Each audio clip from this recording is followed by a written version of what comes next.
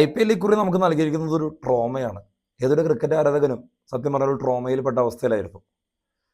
ഇന്നത്തെ ദിവസം Rajasthan മുംബൈയോട് ജയിച്ചില്ലായിരുന്നെങ്കിലുള്ള IPL scenarios ഒന്ന് ആലോചിച്ച് നോക്കി. ജസ്റ്റ് ഒന്ന് ഇമാജിൻ ചെയ്താൽ മതി. കാരണം ഇന്നലെ പഞ്ചാബ് ജയിക്കും, അതിനു മുമ്പുള്ള 6 മത്സരം അവർ തോറ്റേക്ക്. ഇന്നലെ അവർ ജയിച്ചപ്പോൾ രാജസ്ഥാന് പ്രഷറായി. കാരണം എന്തായാലും മുംബൈയെ തോൽപ്പിക്കണം. പക്ഷേ അവർക്കുള്ളൊരു ഗുണം എന്ന് പറഞ്ഞു കഴിഞ്ഞാൽ ലാസ്റ്റ് ഒരു 3-4 കളികൾ എടുത്തു കഴിഞ്ഞാൽ അവർ വിജയവഴിയിലാണ് എന്നുള്ളതാണ്. ഇനി കൊൽക്കത്ത ഇൻ കേസ് രാജസ്ഥാൻ ജയിക്കുകയാണെങ്കിൽ, രാജസ്ഥാൻ തോൽക്കുകയാണെങ്കിൽ പിന്നെ പഞ്ചാബിനെ മറികടന്ന് എത്തുവാനുള്ള റൺ റേറ്റ് അത് മനസ്സിലാക്കി അവർ കളിക്കണം. അവർ ഓപ്പോസിറ്റ് നിൽക്കുന്നതാണെങ്കിൽ ഡൽഹി.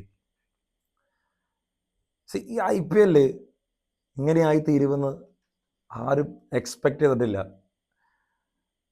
എങ്ങനെയാണ് ഇത്രയും ഭംഗിയായിട്ടൊരു ടൂർണമെൻറ്റിന് ഫോട്ടോ ഫിനിഷ് വരിക എന്നുള്ള സംശയം വരെ ആരാധകർക്കുള്ളിൽ ജനിപ്പിക്കും. Other than Mumbai Indians and LSG, even Mumbai ഇന്ത്യൻസിന് വരെ ചാൻസ് ഉണ്ടായിരുന്നു എന്നുള്ളതാണ് സത്യം. ഈവൻ LSGക്ക് വരെ. അത് നമ്മൾ മനസ്സിലാക്കാത്തത് കൊണ്ടാണ്.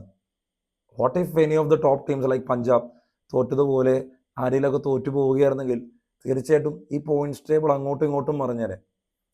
പ്ലേ ഓഫിലെത്തിയിരിക്കുന്ന 4 ടീമുകളും ഓരോ തവണ ചാമ്പ്യന്മാരായതാണ്. അതിൽ ഹൈദരാബാദ് എടുത്ത ഫ്രാഞ്ചൈസി 2 തവണ ചാമ്പ്യന്മാരായിട്ടുണ്ടെങ്കിലും SRH അതിനുശേഷം ഒരു തവണ മാത്രമാണ് ചാമ്പ്യന്മാരായിട്ടുള്ളൂ. So any of these 4 teams is going to win the second title in the IPL history. പക്ഷെ പഞ്ചാബിൻ്റെ അധപതനം, അതിനെക്കുറിച്ച് തന്നെ ഡിസ്കസ് ചെയ്യണം.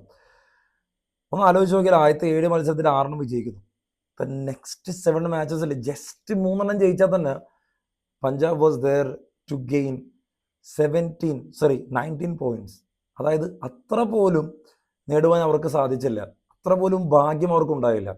ക്രിക്കറ്റ് എപ്പോഴും ഒരു ലക്ക് ഫാക്ടറുള്ള ഗെയിമാണ് നമ്മൾ പറയും. എത്ര കൊലകൊമ്പന്മാരാണെങ്കിലും ഇൻ T20 എസ്പെഷ്യലി നമുക്ക് ആ ഒരു ലക്ക് ഫാക്ടർ ഇല്ലെങ്കിൽ we are not going to win. It's not about the form. ക്രിക്കറ്റിൽ ഫോം എന്ന് പറയുന്ന സാധനം പെർമനൻ്റ് ആയിരിക്കാം. ചില സമയത്ത് ഫോം ടെമ്പററി ആകുന്ന ഒരു സാഹചര്യമുണ്ട്. ഒരിക്കലും പെർമനൻ്റ് ആയിട്ട് ഒരാൾക്ക് ഫോം കൊണ്ടുപോകാൻ പറ്റില്ല. ഇവൻ Virat Kohli struggles for 3 years.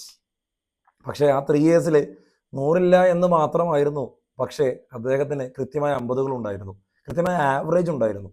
അതാണ് ഇമ്പോർട്ടൻറ്റ്. സോ അതുപോലെ ഒന്നായിരുന്നു പഞ്ചാബിൻ്റേത്.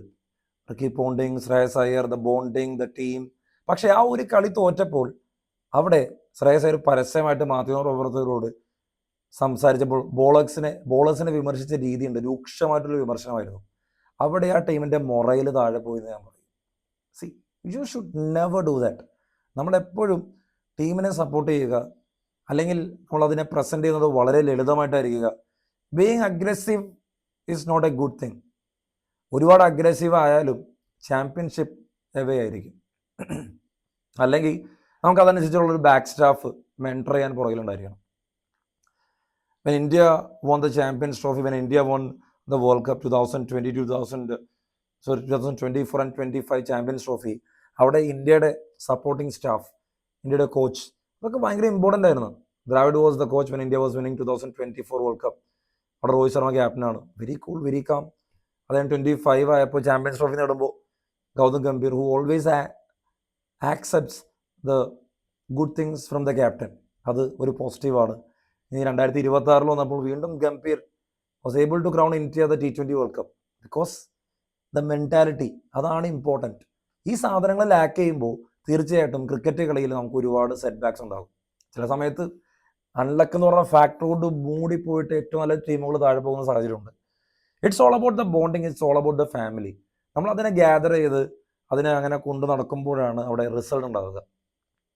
The mighty Australian side from 1999 to 2007, then the Indian team from 2009 to 11, then that aggressive test team of Virat Kohli from 2013 to 2020. ഇതൊക്കെ സത്യസന്ധമായിട്ട് പറഞ്ഞു കഴിഞ്ഞാൽ അതൊക്കെ ഒരു ബോണ്ടിങ്. അതാണ് ക്രിക്കറ്റിൻ്റെ ഒരു രസം. ക്രിക്കറ്റ് എന്ന ആ ഒരു കഥയിൽ എപ്പോഴും ഗ്യാതറിങ്, എപ്പോഴും സ്പോർട്സ്മാൻഷിപ്പ്, അല്ലെങ്കിൽ ക്രിക്കറ്റിലെ ഏറ്റവും കൂടുതൽ അടിക്കുന്ന സാധനമാണ് കർമ്മ. നമ്മളടിക്കുന്ന ട്വീറ്റിന് വരെ തിരിച്ചടിക്കുക എന്നുള്ളതാണ് പഞ്ചാബിൻ്റെ തോൽവിയിൽ നിന്ന് ഞാൻ മനസ്സിലാക്കുന്നത്. കാരണം RCBയെ ട്രോൾ ചെയ്ത്, സൂര്യവംശിയെ ട്രോൾ ചെയ്ത് ചെറിയ പയ്യരെയൊക്കെയാണ്. കെൽപ്പില്ലാത്തത് കൊണ്ടല്ല, സോഷ്യൽ മീഡിയ ഹാൻഡിൽ ചെയ്യുന്നൊരു പോലെയും ശ്രദ്ധിക്കണമെന്നുള്ളതാണ്.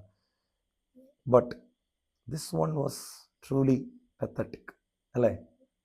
ഒരു ക്രിക്കറ്റ് ആരാധകൻ ഒരിക്കലും ചിന്തിക്കാത്ത രീതിയിലാണ് ആ ടൂർണമെൻറ്റ് അവസാനിക്കുന്നത്.